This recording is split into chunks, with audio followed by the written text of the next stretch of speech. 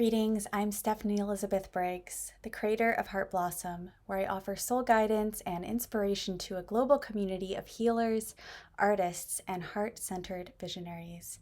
Welcome to your moon message for the full moon in Taurus.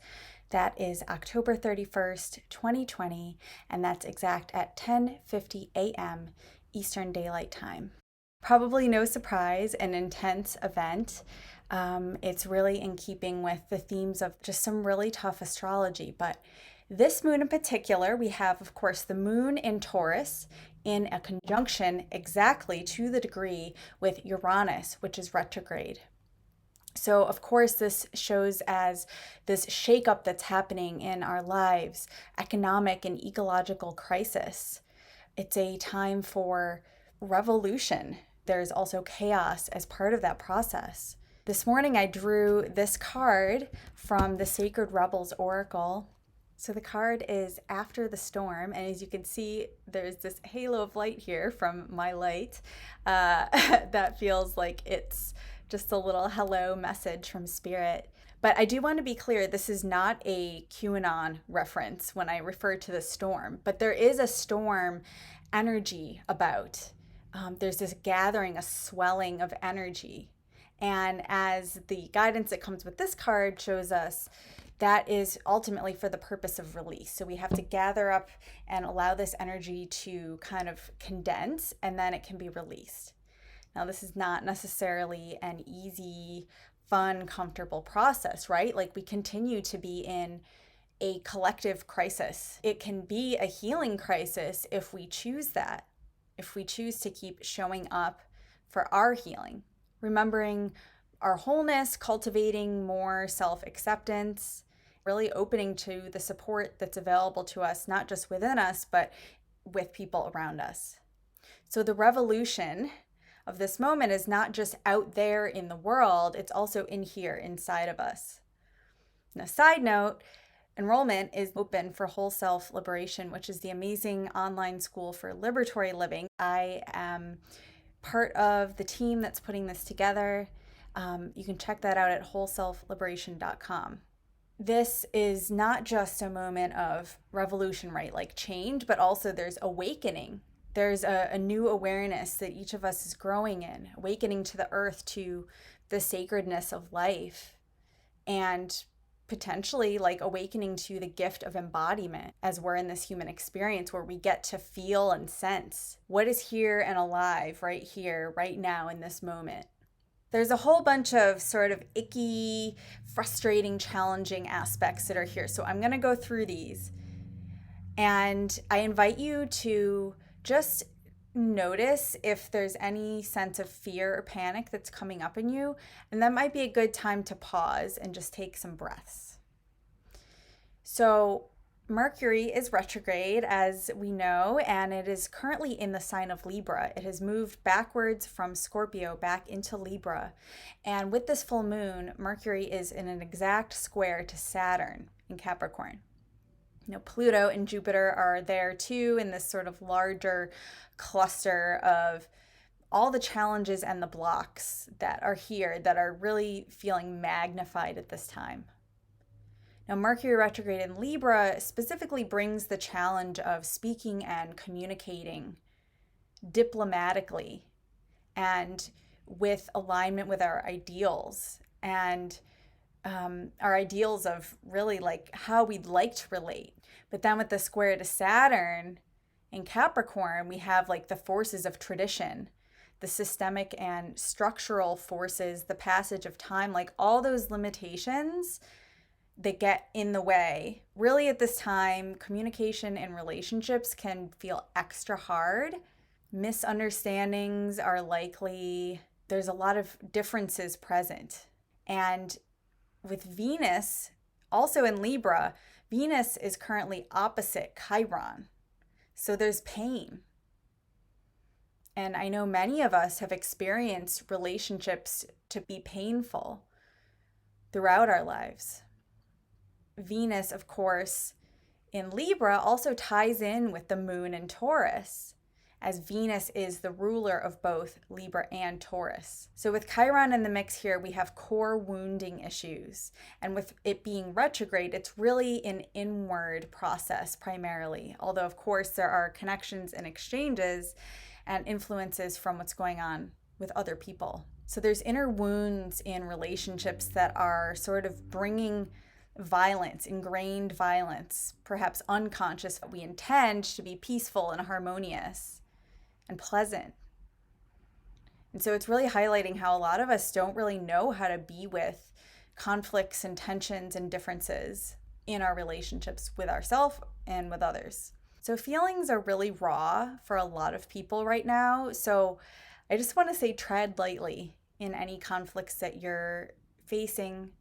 But also, you don't have to abandon yourself just to keep the peace. That's a pattern that a lot of us healers, empaths have really gotten caught up in. And it's really unhealthy. It doesn't actually serve authentic, sustainable relationships. And honestly, at the moment, peace is kind of out of reach for most of us if we're paying attention and we're connected with what's happening in the world. Mars, still retrograde, definitely still like stoking the fire. So all the things that you want to do, you want to be, you want to move, you want to have what you want. And there's this feeling of just being fed up, exhausted, like sick of enduring the hardships. With Mars retrograde in Aries, it's also still in a trine in this open channel for energy with the South Node in Sagittarius. So that's bringing a touch of perhaps self-righteousness and definitely like long-held, older, established patterns into the mix of what's going on here. Now with the South Node in Sagittarius, we're dealing with issues of everyone really being super attached to their truth and perhaps thinking that their truth is the only truth. It's the real truth. So this brings at its most extreme and dangerous propaganda, cult patterns and behaviors. There's this issue of potentially like alternate realities and belief systems that are fed by gaslighting and brainwashing. We have religious, spiritual abuse, anything that's harming people's ability to perceive their own reality. We have the nodes actually in a square to Neptune at this full moon, with Neptune being the crux of the issue. So again, it's really hard to tell right now what's real, what's true. Right now, this part of our journey, we're just learning about being with this uncertainty. And also we have the opportunity to work on developing our own discernment. The North Node, our destiny point where we're moving toward, is in Gemini. So part of the medicine here is critical thinking, objectivity, not taking the people out of it, but just stepping back to see, pausing to hear what all these different voices are saying, all the perspectives, all the truths, because from this energy, truths are relative and they shift depending on where you're standing, on who you are, on who's perceiving. Some questions to ask if you're perceiving some information or something that you're not sure about. Is there an underlying agenda here? Who does this message serve?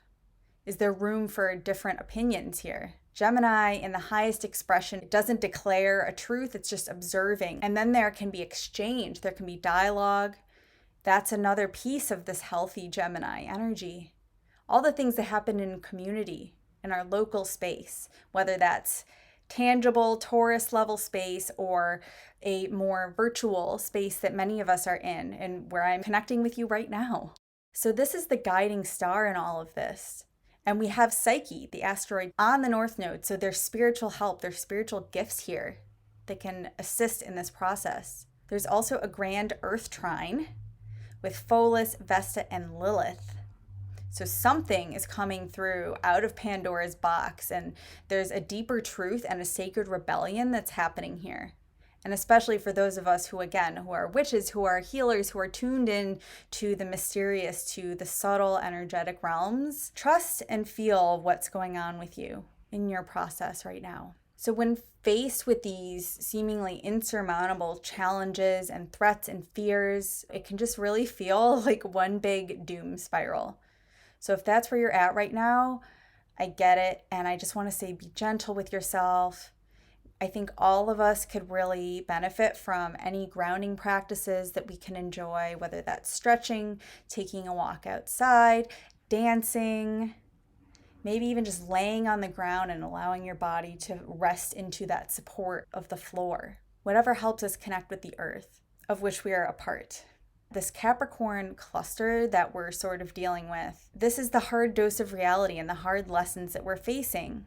It's not just the things that are external to you, but all the barriers within where you suppress your full aliveness and expression because of like outdated rules and conditions that a lot of times don't apply anymore. So all the conditioning, the defensive strategies that we learn to keep ourselves safe and cope with life. We have to realize that many and probably most of these struggles are connected not just with our individual choices, but also with our lineage, with our people, with the larger culture that we're in. And so if you're here right now, if you're receiving this message, I just want to remind you that you don't have to keep carrying all these burdens the way you've always done. You have the power to be a force for healing of yourself and your lineage. You can notice them, you can bring presence, and then you can consciously make a choice. Do I want to continue to uphold this pattern, or do I want to choose something different? And what support do I need? What resources do I need to step out of line and to start walking a new path that aligns with what I know to be true, with what matters the most to me, what matters to my community? The last thing I just want to mention is for many pagan earth-honoring traditions here in the Northern Hemisphere, this is a time of year when we're honoring ancestors. We're honoring the spirit world. In the Celtic tradition, where I have a lot of my ancestry, this is the time for celebrating Samhain. And I do want to offer you one resource for this. It's an ancestral clearing guided meditation that I actually recorded last year at Samhain. And I will link to that in the description below. It's definitely a much different vibe from this year.